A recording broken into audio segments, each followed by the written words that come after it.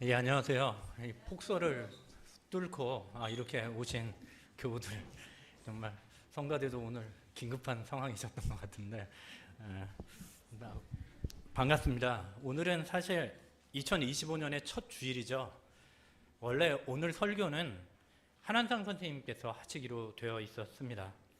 그런데 설교하실 상황이 아니셔서 제가 급히 그 자리를 채우게 되었습니다. 오늘은 교우들과 새해 인사를 나누는 시기죠.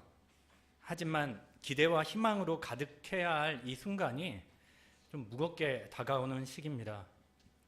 지난 12월 30일 제주항공 비행기에 탑승한 179명의 분들이 무안국제공항에서 사망하는 충격적인 사고가 있었습니다. 희생자분들과 유가족들에게 애도와 위로의 말씀을 드립니다. 또한 12월 3일에는 현직 대통령이 불법적인 계엄령을 선포했습니다. 국회를 지키기 위해 급히 발걸음을 옮긴 시민들과 국회의 신속한 해제 요구로 위기를 넘겼습니다.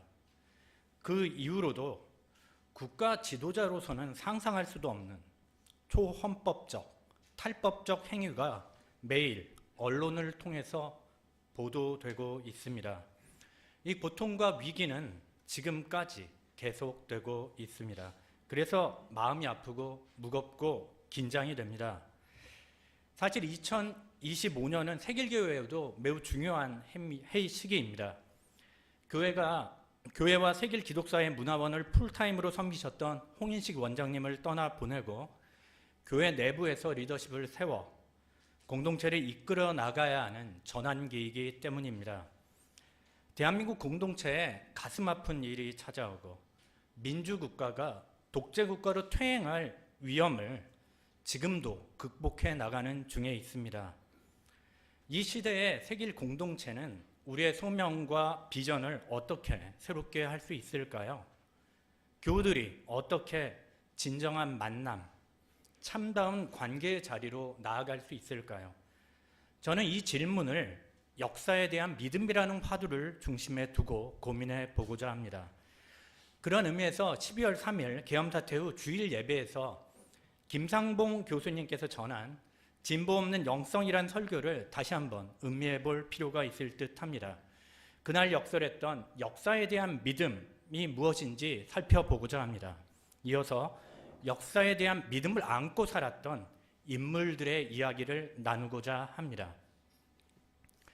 김상봉 교수님은 영성 없는 진보란 저서에서 영성이란 나와 전체가 하나임을 깨닫는 것, 내가 전체의 일부라는 것을 알아차리는 것이라고 말합니다. 이 하나됨에 관하여 요한복음 14장 20절은 이렇게 말하죠. 그날에 너희는 내가 내 아버지 안에 있고 너희가 내 안에 있으며 또 내가 너희 안에 있음을 알게 될 것이다 라고 말입니다. 예수는 하나님 안에, 우리는 예수 안에, 예수는 우리 안에 있는 연합과 하나됨의 신비를 말합니다. 우리는 예배와 기도에 머물면서 하나님과 내가, 나와 우주가 하나로 이어져 있음을, 결국 내가 이 우주의 일부임을 확인하게 됩니다. 김 교수님은 이 하나됨의 이야기를 계속 밀고 나갑니다. 나와 세상이 하나라는 거죠. 그래서 인류의 역사가 나와 동떨어져 있는 것이 아니라고 말합니다. 역사는 나의 역사가 되고 역사와 나는 하나라고 말합니다. 세계가 나와 하나일 때 세계는 나와 더 이상 분리되어 존재하지 않습니다. 세계는 더 이상 남이 아닙니다. 내가 아끼고 돌보고 책임져야 할 사랑의 대상이 됩니다. 여기서 사랑이 나옵니다. 사랑은 악에 맞서는 희생과 용기, 헌신의 근원이 되는 것이지요. 국회로, 광장으로 나가 계엄을 저지하고 탄핵을 관철시킨 사람들의 마음에는 내 소중한 사람들을 지켜야 한다는 사랑이 있었던 것이겠죠. 예수는 십자가에서 자신이 전체를 위해 죽음으로써 자기 속에서 전체를 살려냅니다. 전체 속에서 자신을 온전히 되찾았다고 말합니다. 우리도 역사에 대한 믿음이 있어야 새로운 세계를 위해 자신을 던질 수 있는 것입니다. 사실 언제부턴가 믿음에 대한 의문이 생겼던 것이 사실입니다. 신석기 시대 이후 인류 역사에 반복된 전쟁과 착취, 차별과 배제의 현상을 지켜보면서 역사에서 선이 승리한다는 선포, 하나님 나라가 이 땅 위에 이루어진다는 메시지를 그대로 믿기는 어려웠습니다. 하지만 응원봉을 들고 광장에서 목소리를 내는 젊은 여성들을 보고 광장에서 하나 되는 경험을 하면서 역사에 대한 믿음을 가져야겠다고 생각하게 되었습니다. 제게도 하나님의 나라가 이 땅에 이루어진다는 믿음이 한 발자국 다가온 듯 했습니다. 계엄과 같은 폭력으로부터 일상의 평온함을 지켜내기 위해서 필요한 것은 참된 믿음이라는 생각을 하게 됩니다. 21세기에 대한민국에 응원봉을 든 젊은 여성들이 있었다면 예수 시대에는 막달라 마리아, 야고보의 어머니 마리아, 살로메와 같은 여인들이 있었습니다.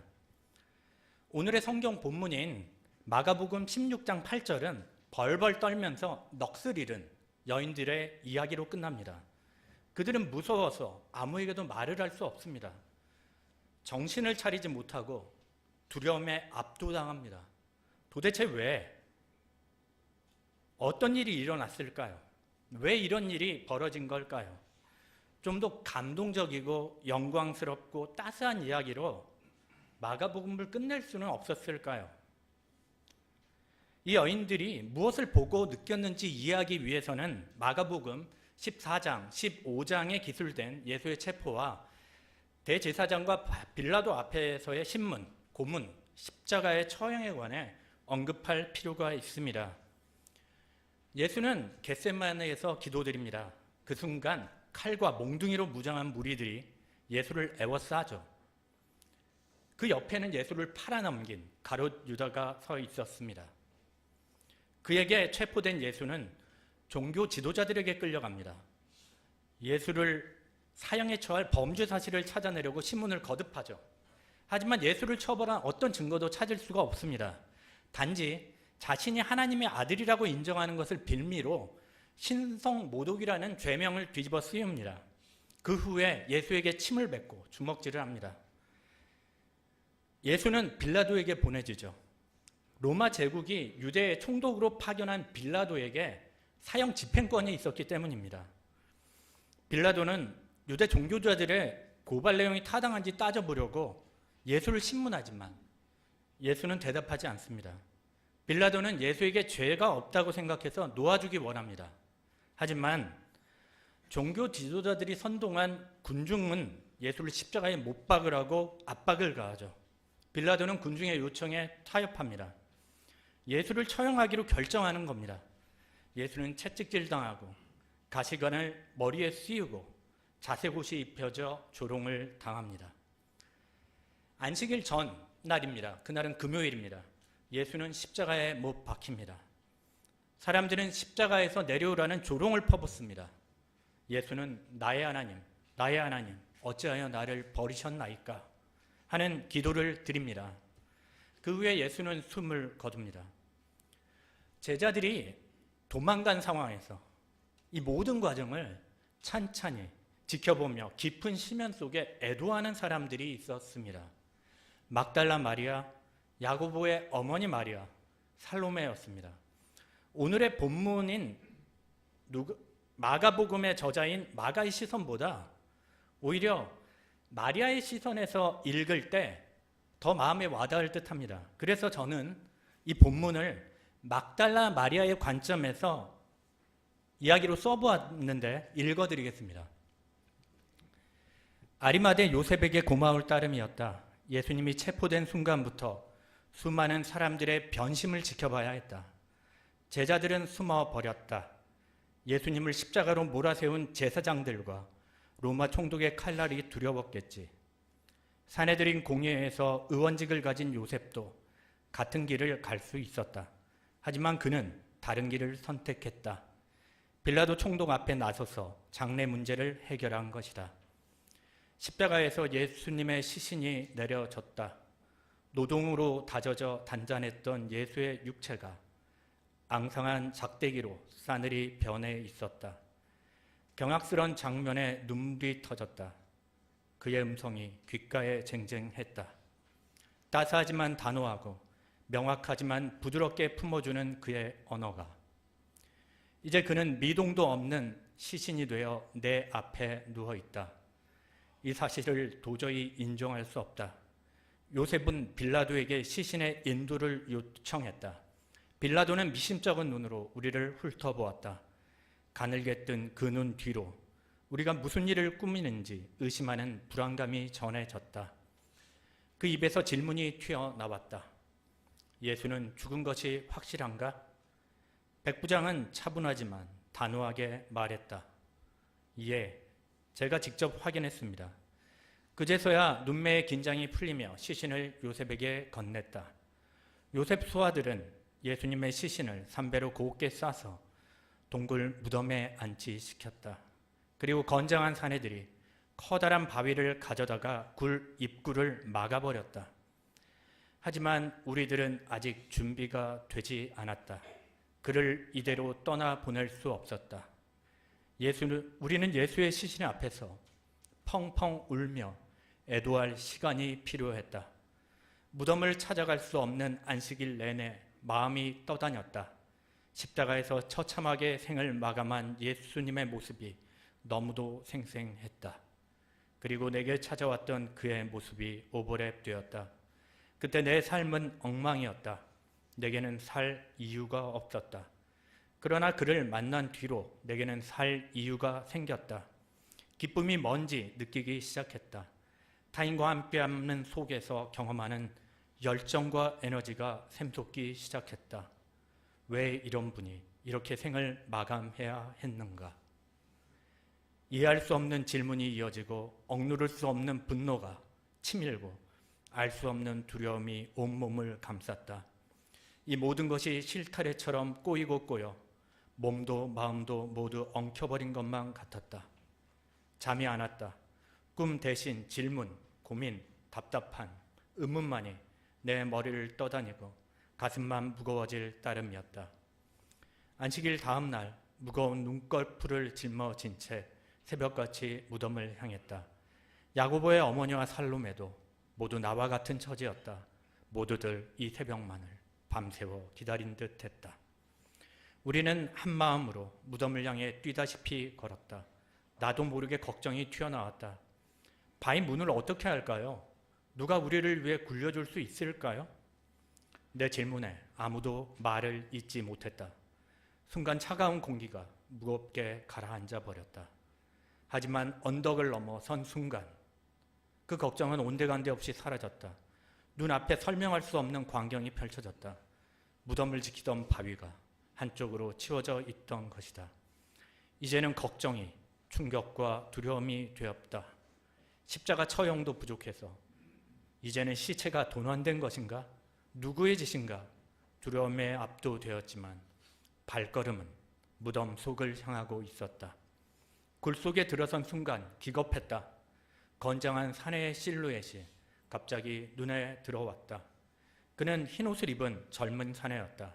그는 우리를 진정시키려고 했다. 그리고 차분히 말을 건넸다. 놀라지 마십시오. 여러분은 예수님의 시신을 찾고 있지 않나요? 하지만 그분은 살아나셨습니다. 보세요. 그분은 여기 계시지 않습니다. 이 무덤은 비어 있습니다. 여러분들은 제자들에게 가서 알려주세요.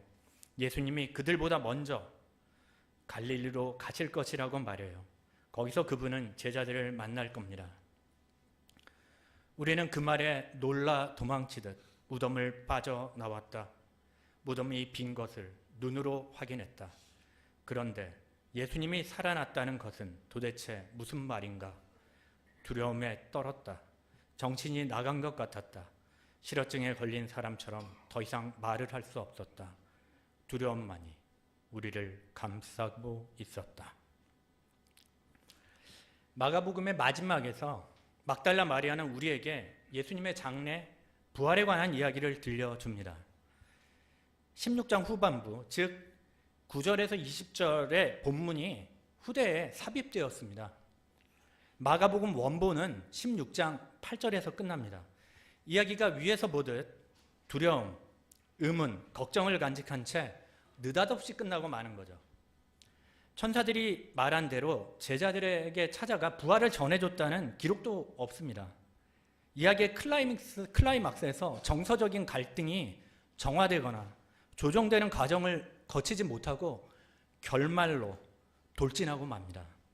그 결말은 당황스럽고 무섭고 낯설게 다가옵니다. 후대의 독자들도 마가복음의 결말이 불편하다고 느낀 듯합니다.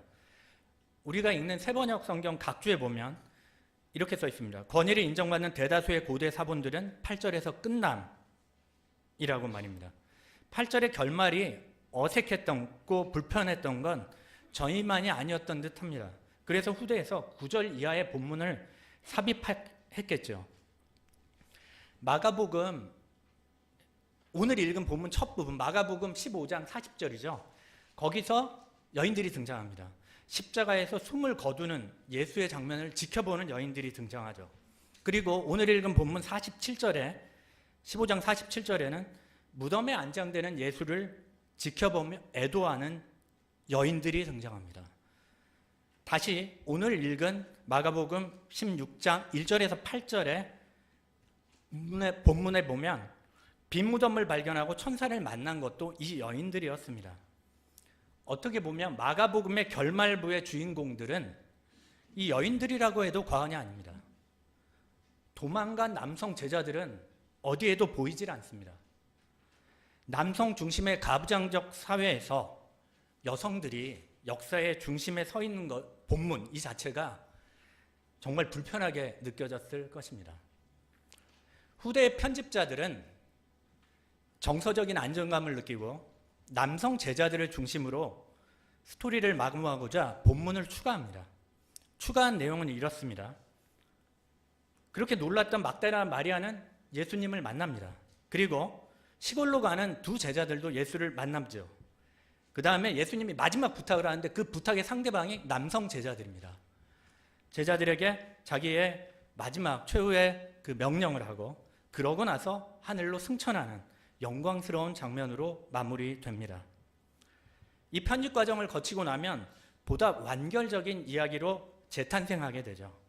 원래 문서와 같은 긴장과 갈등은 부드럽게 마무리됩니다. 교회의 권위와 리더십이 남성 제자들에게 있다는 것이 확인되는 방식으로 문서는 편집됩니다. 원래 마가복음은 그걸 의도한 것 같지는 않습니다. 원문은 불안, 두려움, 공포, 긴장, 의문을 있는 그대로 수용하고 환영하는 듯 하기 때문입니다. 사실 마가복음을 전체적으로 읽어보면 예수는 유대 종교뿐 아니라 로마 제국과의 갈등과 긴장을 온몸으로 짊어지고 사역하는 모습을 보여줍니다. 마가복음의 마지막은 우리를 예수가 경험했던 갈등과 긴장의 자리로 초대하는 듯 합니다. 삶의 진실이 단순한 행복한 결말, 해피엔딩에 있는 것이 아니기 때문이겠죠. 오히려 깊은 갈등 속에서 겪게 되는 이런 두려움과 공포, 갈등과 긴장을 있는 그대로 받아들일 것을 제안하는 듯 합니다. 이 전쟁과 같은 현실을 직시하면 갈등 속에서 참다운 인간으로 산다는 것, 통합적인 인간으로 진정성 있게 선택한다는 것이 무엇인지 돌아보게 됩니다. 오히려 내적인 갈등과 외적인 분쟁을 받아들일 마음의 힘을 갖도록 권유하는 듯 합니다.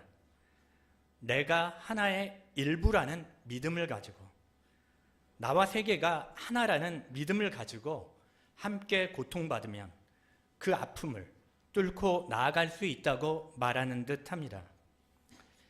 예수님을 너무도 사랑했던 막달라 마리아가 전해주는 언어에는 부활의 환희가 없습니다. 오히려 전혀 다른 차원의 세계를 접한 순간 느끼게 되는 낯설음, 두려움, 공포, 무서움이 서려 있습니다. 누미노제의 신성한 경험, 즉 우리가 접하게 되는 다른 차원의 세계에는 익숙함, 안정감, 고착의 세계가 아닙니다. 오히려 두려움과 공포, 낯설음과 어색함을 수반한 세계로 다가옵니다. 마가복음의 이 낯설음은 결국 우리를 성숙, 변화, 변혁, 혁명으로 인도할 것을 소망하게 됩니다. 마가복음은 시작이 하나님 예수 그리스도의 복음이란 단어로 시작하죠. 그런데 마지막은 세 여인들이 빈 무덤에서 부활의 소식을 접하는 장면으로 마칩니다. 마가복음 15장까지 예수와 예수를 따르는 제자들이 주인공이 되어 예수 운동을 하는 것처럼 보입니다. 하지만 예수의 순환, 죽음, 장래에 이르자 전혀 다른 양상이 발생합니다. 예수 운동의 중심이었던 예수가 부재하는 상황이 발생했기 때문입니다. 예수가 공동체에 함께할 수 없다면 남성 제자들이 그 바톤을 이어받아서 중심적인 역할을 수행할 것을 기대하게 됩니다. 예수와 함께 고통받고 공동체를 돌보고 예수의 뜻을 따를 리더십이 필요하기 때문이겠죠. 그러나 막상 예수가 누군가를 가장 필요로 했던 순간, 예수를 대신해서 공동체와 함께 고난을 받아야 했던 순간 제자들은 도망가고 없었습니다. 예수가 가장 연약해지고 죽음에 이른 암흑기에 예수와 함께 그 자리를 지키며 예수와 함께 고통받고 공감하며 공동체를 지켰던 것은 여인들이었습니다. 십자가에서 고통스러운 죽음, 시신의 장례가 이루어지는 시간, 부활의 메시지를 받는 순간에 그 역사적인 자리를 지킨 것은 여인들이었습니다. 그들은 예수와 하나 되어 존재했고 그 아픔에 공감했습니다. 순환의 자리에 함께 했습니다. 함께 아파하고 애도했습니다. 예수 공동체가 가장 위기에 처하고 고통받아야 했던 순간, 모든 사람들이 흩어져서 제 한 몸 지키기에 급급했던 순간, 이 여인들은 희생과 헌신을 감내합니다. 자신들이 하나님과 하나이며 세계와 하나이며 역사와 하나임을 증명하며 사랑을 실천한 것이죠. 해체 위기에 있었던 예수 공동체가 어떻게 유지될 수 있었을까요? 그 공동체를 지키고 세운 것이 누구였을까요? 예수가 떠나고 제자들마저 도망친 공동체에서 교회의 중심을 잡고 아픔을 감내하며 공동체를 세워갔던 것은 바로 이 여인들이었습니다. 그런 의미에서 이 여인들이 역사의 중심에 서 있었다고 말할 수 있습니다. 오늘의 말씀 증거 제목과 같이 막달라 마리아, 야고보의 어머니 마리아, 살로메는 역사의 중심에 선 여인들이었던 것입니다. 이 여인들이 그 어두운 고통과 위기의 시기를 견딘 것은 바로 사랑의 힘이 있었기 때문인 것 같습니다. 예수와 내가 다르지 않고 세상이 나와 따로 존재하지 않는다는 것을 아는 사람들이 보여주는 헌신과 희생입니다. 자기를 내어주는 사랑이 있습니다. 이 사랑은 나와 예수가 하나이고 내가 세상이 하나이고 나와 역사가 하나라는 믿음에서 나옵니다. 그들은 역사의 한가운데서 낯설게, 어색하게 두려움을 안고 찾아오는 하나님을 만나고 경험합니다. 지금 이 시대의 여인들처럼 함께 아파하고 공감하는 마음을 가질 때 대한민국 공동체나 세계 공동체가 아름답게 세워질 수 있을 것입니다. 함께 묵상으로 기도하시겠습니다.